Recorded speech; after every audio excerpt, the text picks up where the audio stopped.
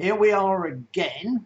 This time I am wearing some glasses, even if they are my broken ones. As you can see, only with one arm. My one blade glasses, as I like to call them.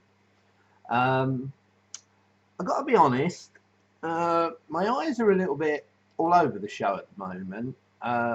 It feels as though being on this low carb diet and managing my blood sugars is actually improving my eyesight. And a lot of the time I find it easier to look at computer screen, actually like now, without my glasses. Probably a little bit clearer, but yeah, it's weird. It's a weird one. So the court's out. What I didn't want to do was to have my new glasses made, have a eye test whilst I'm transitioning. So I'm actually going to try and wait till week 13, my next HbC1 test. Try and have 13 weeks of managed diabetic control, and then get some new glasses made. So that means I've still got quite a few weeks to go. We're currently just in the middle of week 6, so I guess, you know, coming up to halfway-ish. But yeah, so whether I keep the glasses on for the entire video or not, who knows? Probably not. So we weighed in. Again, just a little recap on the weight. When I started, I was 18 stone 3 pounds. That's not the heaviest I've ever been, and it's obviously not the lightest I've ever been. After a week of being on the keto diet, I'd actually put 7 pounds on, which, even though weight wasn't the main reason for doing the keto, obviously that's the blood sugars, you know, it would have been a nice bonus to lose weight, and ultimately it is on the list of, you know, reasons, probably at about number 5. So yeah, after 1 week having put 7 pounds on, even if I dropped 5.8% of body fat in that same time, I didn't get demotivated, but I did say that I wouldn't weigh in for 4 more weeks, give myself a bit of a chance to hopefully recover, tweak the diet a little bit. Can I say I think I'm still tweaking it? In fact, I've made some changes today, which I'll come to in a little bit. But yeah, I thought I'll leave it 4 weeks. Anyway, 4 weeks was Monday. Today's Wednesday. When I weighed in on Monday, actually, this is almost definitely when I'm going to have to take the glasses off because I can't really read up close. So anyway, here is my Boots the Chemist. I do try and use the same chemist as much as I can because I know there can be a slight discrepancy in between machines. That being said, also important is my week 1 reading, which I took on the 1st of July. Was on a different machine from the one that I then took 8 days later, not a week later, 8 days later, that told me I'd put on, gone from 18.3 to 18.10. But as I say, dropped my body fat from 42% down to 36.2. I think that's pretty good. Not sure really, but I think it's pretty good. Anyway, weighed in on Monday, so the date was the 5th of August, started as I say on the 1st of July. So on the 5th of August I weighed in and I'd gone from 18.10 to 18.8. Now another thing I want to point out, because I think we might have a little wiggle room, is I didn't manage to do a morning weigh like I normally do. This was in the afternoon after I've eaten. So maybe a little pound wiggle room. I'm not sure. I'm not going to make a big song and dance of it. But either way, in 4 weeks, I took 2 pounds off of the 7 pound that I'd put on. Still doesn't sound great, but hey-ho. Body mass index figure, I'm not really worrying about too much because I read up some bits on body mass index, and that kind of, I don't think, is a key marker for me.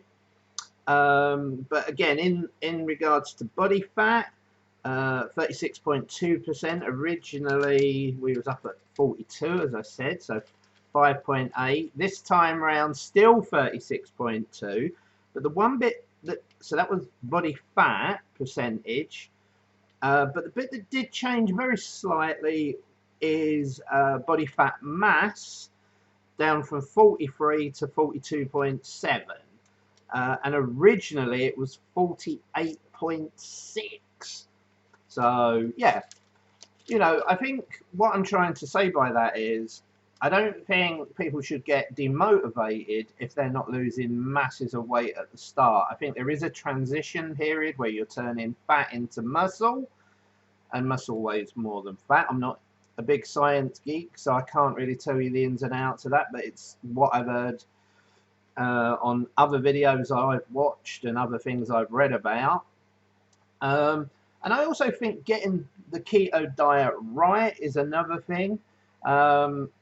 One thing that I'm currently tweaking is trying to get into a deeper state of ketosis. A lot of the times my keto readings are 0.4, 0.5, 0.6, and some people will tell you that is barely being in ketosis. It is being in ketosis, but barely. So I'm trying to change a few things to make sure that I achieve a better rate of ketosis. In a perfect world, I want my readings certainly over 1, but ideally between 1.5 and 3. I think that's the general consensus as to what the optimum level of keto should be, ketosis, whatever the term is. So what I've done this week to tweak my diet and hopefully end up with me going into deeper ketosis is I took the amount of protein in my diet down slightly, and I've increased the amount of fat in my diet slightly, and we're not talking massive changes, but just to give you an example, my breakfast used to be 6 slices of streaky bacon and normally eggs in some form, and normally it would be 3 eggs. So if it was scrambled egg, it'd be 3 eggs. If it was an omelette, it'd be a 3 egg omelette. The only thing where it was really different is if I was either having like poached eggs, for example. I'd only have 2. Anyway, long story short, I now only have 4 rashers of streaky bacon. That's about 80 grams. And I only have 2 eggs regardless of how I'm having my eggs. And at the same time, I've tried to increase the amount of fat. One way I'm doing that is I'm having 3 coffees. So throughout the day I have a morning, an afternoon and an evening variation, I guess, on a keto coffee. The only thing why I say variation is I don't put butter in it, ghee butter, which I am going to start doing in the morning coffee. But I just really make an extra strong coffee. I use 3 different blends of coffee, including one called Rocket Fuel. I use a teaspoon of cacao in there. I put a little bit of stevia, and I put a teaspoon, a generous teaspoon of MCT oil. So throughout the day, I'm getting 3 teaspoons, 3 very generous teaspoonfuls of MCT oil. But I'm breaking it through the day, morning, afternoon, evening. And hopefully that extra caffeine, that little reduction in protein, that little increase in fats, along with a few other things, will encourage the ketone production in my body and hopefully get my ketones up between 1.5 and 3. Funny enough, I've just taken a reading and my ketones were 0.9, which is good. I'm happy. My blood sugars, however, was 7 point something, 7.4, which is probably the highest I've seen them in quite some time. And considering my brunch today was, as I say, slightly reduced, less bacon for sure, I'm a little bit surprised that I've gone over 7. But as I say, in my coffees, I do also include double cream, fat cream, whatever you American guys want to call it. So I'm intaking more fat, and whether that's juiced it a little bit, I'm not sure. But anyway, part 1 of this video is obviously giving you the results of my weight, a couple of pounds down, telling you what I'm changing to hopefully increase my ketones. And I probably take my blood sugar and ketone readings 3-4 times a day. So over the next week, I'm going to be very interested to see if we can get into those decent readings, those decent ketone readings, and keep them there, not keep popping out or dropping down to the 4.5 readings. And yeah, see where we go with that. So all good. Happy Steve. Happy about, you know, knocking off a couple of pounds. Want to obviously dig into that even more. So yeah, the journey continues. Right, so part 2. I'm not quite sure how many parts we've got. Didn't really plan this out. Oh, sorry, t-shirt. I'm not getting older. I'm becoming a classic, apparently. Right, so part 2 is I joined a gym. This is my gym band. A little bit of advertising. You never know, they might give me a couple of free months. But probably can't read that. There it is. Bannantine. So I joined Bannantine Gym, and there was a reason I joined a gym. So in my bedroom come office, I have a very nice gym quality exercise bike. It's a Life Fitness, another plug. Loads of product placement here. So it's a Life Fitness C3. They're good bikes. Apparently they're normally to buy new about £1,300. And I got mine second hand, but I mean, it's been barely used, for 500. It comes with a neat little belt that I have to put round to monitor my heart, so I can see what rate I'm working at, make sure I'm doing the right kind of exercise to fat burn, bit of cardio. But sometimes I get distracted. Sometimes I turn the telly on and I'm more interested in watching the telly. Sometimes I'm on the computer doing stuff. So I don't always get to work out on the bike. That is something I'm trying to address. But I thought if I join a gym and I've got a monthly commitment to a gym, then that's going to encourage me to go to the gym as well. It affords me different exercising rather than just cycling. I'm a big fan, for example, and you ain't going to believe it, I know, but I'm a big fan of CrossFit. So I had an induction day yesterday. I'd already been once and just used the sauna and the jacuzzi, which is another nice bonus. But yesterday I went for my induction. Shola, that's the guy that showed me around. Shola, I'm sure that's in a song. It makes me think of Shola Amioli, the footballer. Anyway, really nice guy. Took me around. We got set up on all their machines that monitor your weight and fat and all of them things, BMI and all the same sort of stuff. And then we did a fit test, which lasted just over 11 minutes. I scored 73%. I think I got through it quite good. Luckily, it was on a cycle, and I have got fairly strong legs, so I think I sort of had the little advantage there. I think if it had been on a treadmill and I'd been running, we might not have got 73. He told me, made me feel even better, that the maximum score I could have achieved was 75%. So I guess that makes me 73% fit. Unfortunately, the other 27% must be really unfit, because I certainly don't feel it, even though I do. So yeah, so we've joined a new gym, Bannantine's. It was kind of a bit surreal, because I used to train there many years ago. I mean, when I was in my 20s. I mean, that's like 20 odd years ago. Well, yeah, at least. Used to train there before, so it was a little bit surreal going back. There've been a few refurbs, but there were some bits that I think are pretty much the same as they were back then, especially like the sauna and the jacuzzi.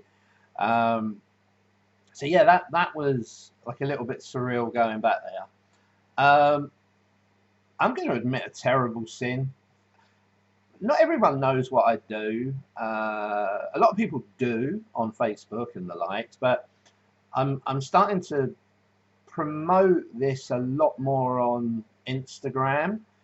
And a lot of people, because of my hashtags for keto and keto life and keto lifestyle and low carb, because I hashtag it all, I'm getting a lot of new people that are obviously involved in keto, following me and liking and you know, liking my photos that show what I'm eating and my progress, even though it's quite early. I don't necessarily know what I do. So I'm a glamour photographer who has worked with everything from, you know, clothes glamour even through to the more adult end of the industry. So it's quite funny, going back to Valentine's, there's a lap dance club called Garuda. More product placement, gentlemen. Go to Garuda, above the health club. And I've got to be honest, the little birdie, I'm not saying this is what prompted me to join. Oh, no. Not saying this for 1 minute. But somebody told me that all the girls from Garuda have a free membership at Valentine's. And consequently go there to work out and go in the sauna and jacuzzi in their bikinis.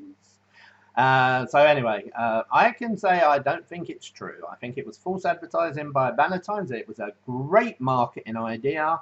I've joined. I've only been twice, in fairness, but I've not seen anyone that looks like they come from upstairs that are lap dancers. Anyway, moving on. So, fitness-wise, exercise-wise, I intend, as of next Monday, to wake up earlier. I swear, cross my heart, hope to die. Well, don't hope to die, but you know what I mean. That I will endeavour to wake up earlier and do a 30-minute pre-carb workout on my exercise bike every day. So, you know, that will be some test to do. So in the morning, I'm trying to introduce a routine, and I'm getting there. So my routine will be to wake up earlier, go and do a 30-minute cardio exercise on the exercise bike, working at about 65% capacity. Whilst exercising, I have a exercise bottle. I don't know what, half a litre, I guess, whatever they are. And this is my first specialist drink of the morning. There are going to be 3 or 4, and I'll run through them in this video. So the first drink I will have in the morning is an exercise bottle full of water, H2O. But in that water, I would have squeezed half a lemon, and not only squeezed half a fresh lemon into the water, I then cut the half of a lemon in half, so 2/4, and drop them into the water as well. And I leave that overnight, so it's really taking out all of the goodness and putting it into the water. In the morning, before I start my exercise, I put in half a teaspoon, I would say a generous half a teaspoon, not a full teaspoon, but a generous half a teaspoon of Himalayan pink salt. Now again, I'm not the science guy, I'm not Thomas DeLure, so I can't give you all of the waffle, but all I know is everything I've watched and everything I've suggested about the minerals that are in the particular salt to help replenish electrolytes and such. It's a good addition. So we've got the lemon juice, we've got the Himalayan pink sea salt, or salt, I don't think it's sea salt, going into the water. And just to make it a little bit more palatable, I do put half a teaspoon also of stevia. Just to make it, as I say, a little bit more easy on the palate. So on the exercise bike, first thing in the morning, 30 minutes in, of exercise with the water. I also make a keto coffee. Now at the moment my keto coffee is a very basic version, but this morning keto coffee will be the real deal, the full Monty. So it will be made with 3 blends of coffee to make it nice and strong. It will be made with cacao, ghee, it's an organic ghee butter that I use, MTC oil, and again a little bit of stevia. It will be blended, and then I will basically have a little bit of it before I start on the exercise bike. I will break the 30 minutes and have a break at 15 minutes to take some more of the coffee. Then I'll do my second 15 minutes, all of the time taking in the water that I mentioned with the lemon and the Himalayan salt and stevia. And then at the end of the bike ride, I will finish the water and finish the coffee. So that's, if you like, my morning schedule. That will be 2 of the drinks out of the way. The lemon, salt, stevia water, the first real, and that the real keto coffee, including the ghee, which for the other 2 keto coffees I have throughout the day, I don't include the ghee. Basically, that's the only thing that comes out, but I don't include the ghee in the later ones. After my exercise bike ride, I then have my 3rd drink, which is, I call it like my morning juice. Sounds like it's got a little bit of a connotation to it. Steve's special morning juice. Anyway, that was the adult-y glamour mind kicking in there. Apologies to all the keto fans. Keto life forever. I have my 3rd special morning juice, and I created this to have my supplements with. Now, I am at some stage going to tell you all of the supplements that I take in the morning. There are 13 of them. I miscounted. I know in another video I think I said 11, but there's 13 different supplements, which equates to 15 tablets, because 2 of the 13 are 2 tablets each.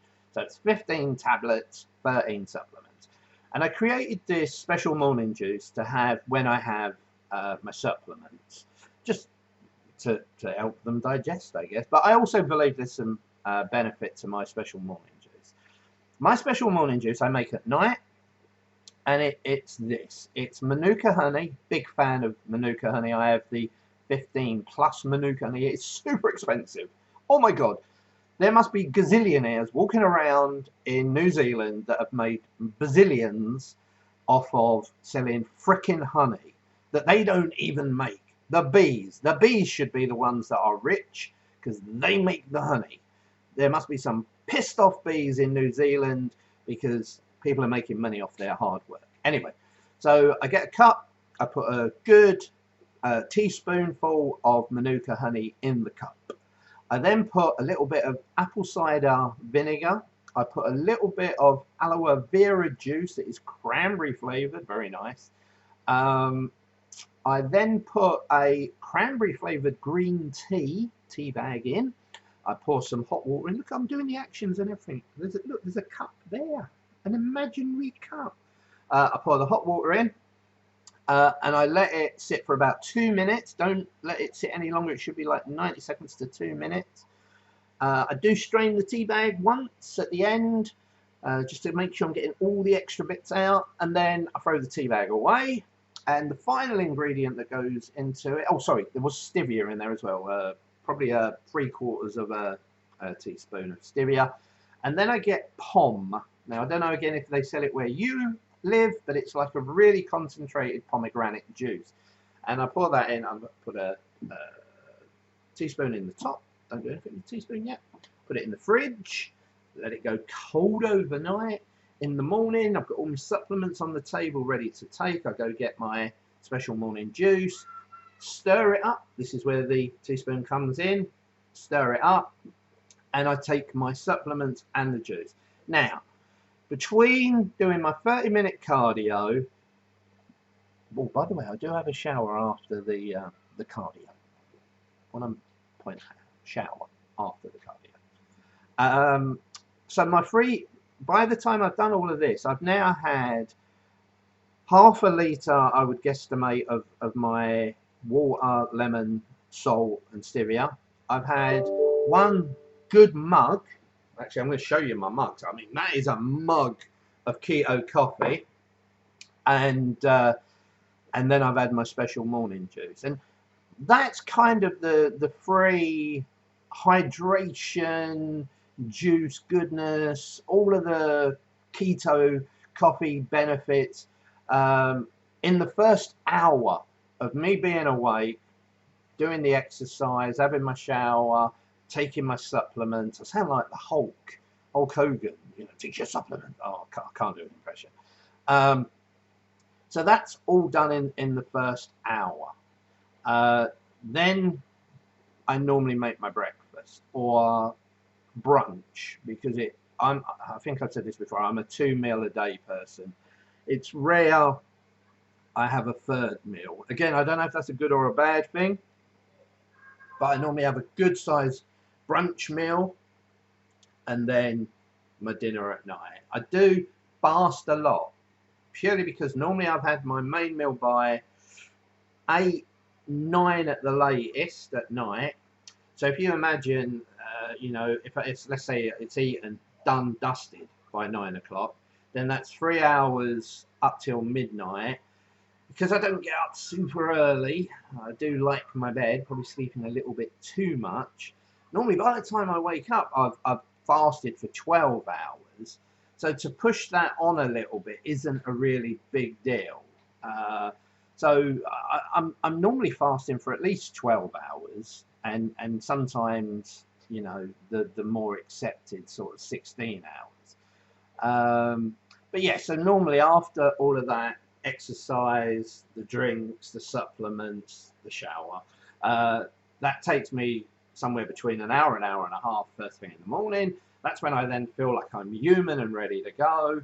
And then I'll start with my brunch meal. And as we know, for all keto people, 9 times out of 10, it includes some version of bacon and eggs. I am looking for options, and I do throw fish in there quite a bit. But yeah, so that's really talking about the gym. You know, so we're up to pace with the gym.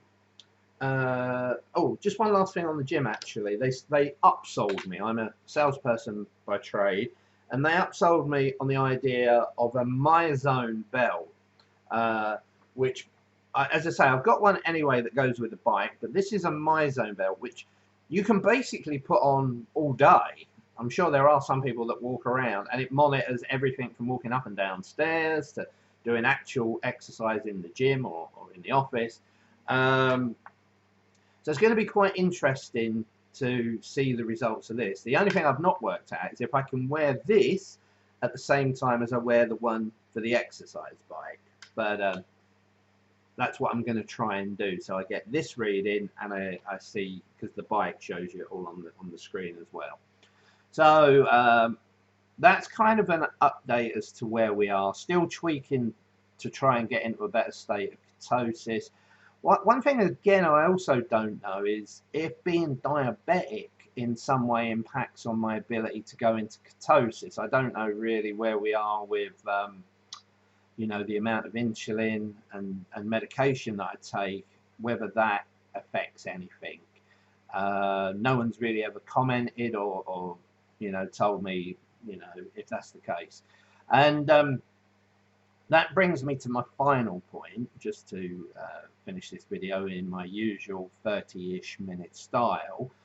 When I talk about like the motivation for doing what I'm doing, for a guy who loved his food, especially all of the wrong stuff, managing my blood sugars was my #1 priority, and that's being smashed at the moment. The results are brilliant. I could not be happier. #2 I'm going to come back to in a minute. 3, 4 and 5 are basically blood pressure, cholesterol and weight.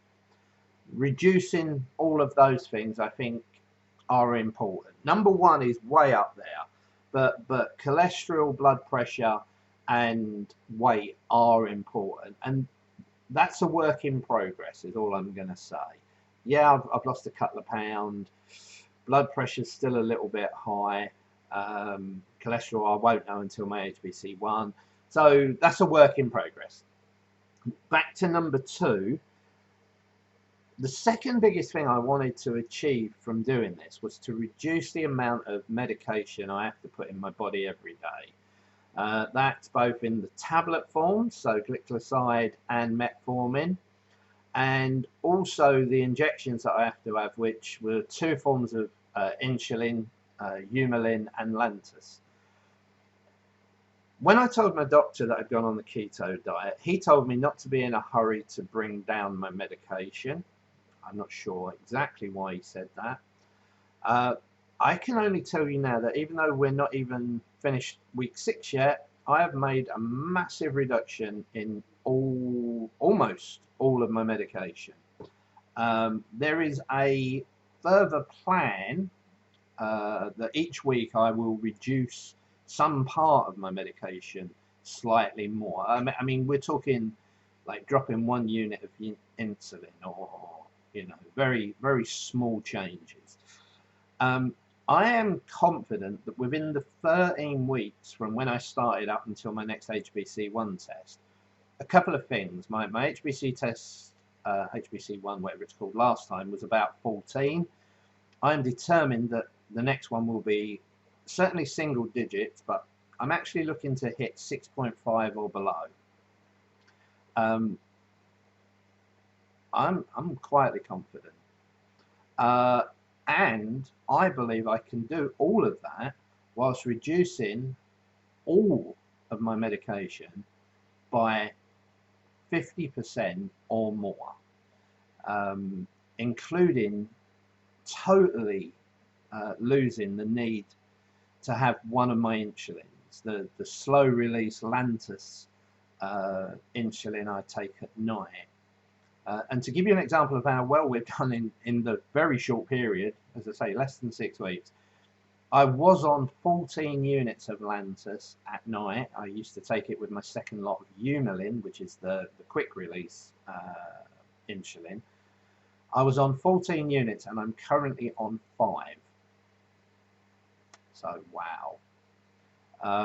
And as I say, between now and 13 weeks, the idea will be to totally eradicate Lantus and to reduce all of the other medication, glycoside, metformin, and the Humulin insulin by 50% or more, whilst keeping the blood sugar readings as they are currently, which is basically, in my eyes, like a normal person. And already with the reductions that I've made, the blood sugars have not spiked. So that's got to be such an encouraging factor. So the main 2 reasons for doing all of this, managing my blood sugars and getting them to normal levels, and reducing my medication whilst doing that. Those are the main 2 goals, are being smashed.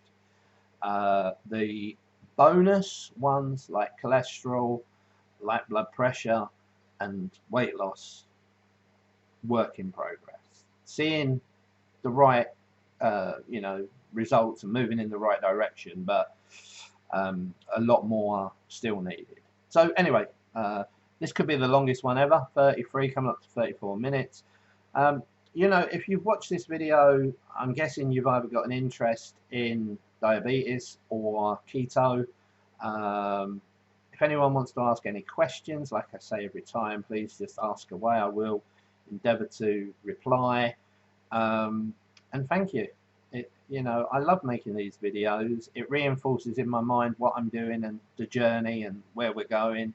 And hopefully, if somebody sees this who's thinking about it or just started the journey themselves, it might answer a question they don't know. Even though I'm not claiming to be a guru or anything like that, it's just my experience on the journey. So anyway, keep safe, everyone, and until the next video. That's probably going to be a couple of weeks, you'll be pleased to know. Speak soon. Bye.